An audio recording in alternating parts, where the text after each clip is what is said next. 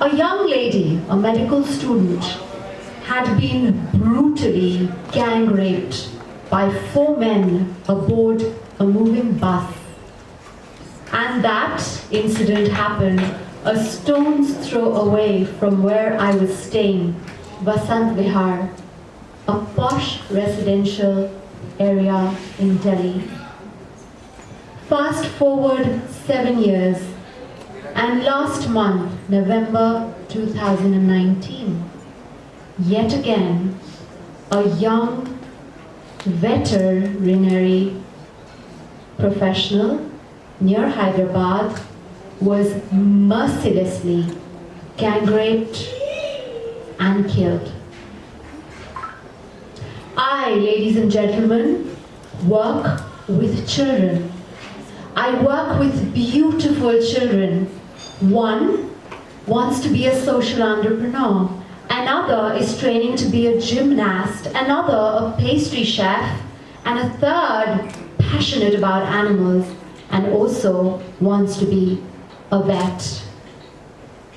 What is common between these beautiful children that I work with and these absolutely egregious gang rapists in the 2 gang rapes I have just spoken about?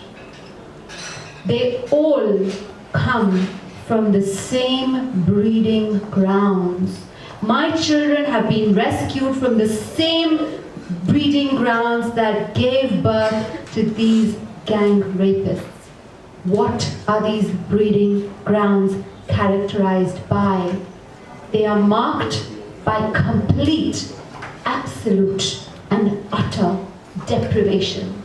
Financial deprivation, emotional aridity. Speak to my children and they will tell you, not only a meal, but in the scorching heat of Indian summers, they would often not know from where or when their next sip of water would arrive.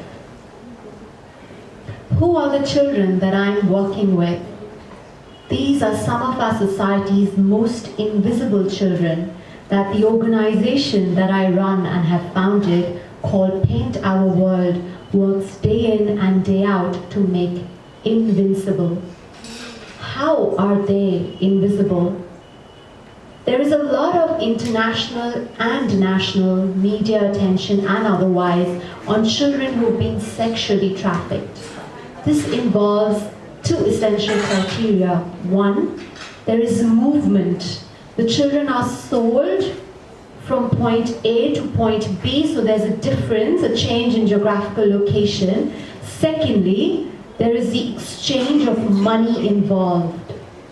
The children that I work with often go under the radar. They're not sexually trafficked. There is no involvement of money. There is no change of geographical location. They are picked up from the streets. They are picked up from railway station platforms. They're abused. They're inflicted with rape, violence, etc. and left back or thrown back there to that site. How do we at Paint Our World work to make these children invincible? Together with some of the leading therapists, we have formulated modules that incorporate activities to work with these children and externalize their trauma so that they are able to speak about and bring out of their systems the trauma in spaces that are safe, that are trusted, that are confidential. Trauma healing involves externalizing and acceptance of what has happened to you. Here I would just like to take a slight detour and let you know, shed some light on the statistics. The statistics are really unsettling. According to the last statistics we have at hand, which are from 2007 from the Child, Women and Health Ministry, 150 million boys and 150 million girls, and 73 million boys in this country are subjected to abuse. Just to put these numbers into a little bit of perspective, that is the entire population of the United Kingdom, the entire population of Germany, the entire population of France, and you're still left with a little more. So we clearly have a challenge on our hands that we need to take on board to make a meaningful difference and put India meaningfully up there on the global map. If we take these children on board, if we are able to reach out to these children and empower them in ways that Paint Our World are doing that are simple, cost-effective, but very impactful, I don't see there's any way in which India's genuine progress can be stoppable. I left my full-time career in the UK so that I could commit myself to Paint Our World. What keeps me committed to this organization and the work that it does is one word: transformation.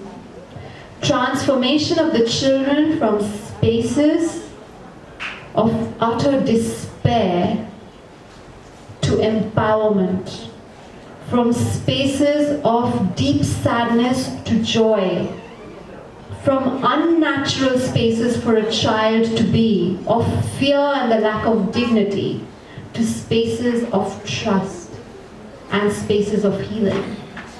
The transformation from being in spaces of absolute deprivation and limitation to spaces of possibility, of opportunity, of learning, of fun, of imagination, of love, which is what all childhoods should be about. What, ladies and gentlemen, can be more life-affirming than this? Thank you so much for being with me today.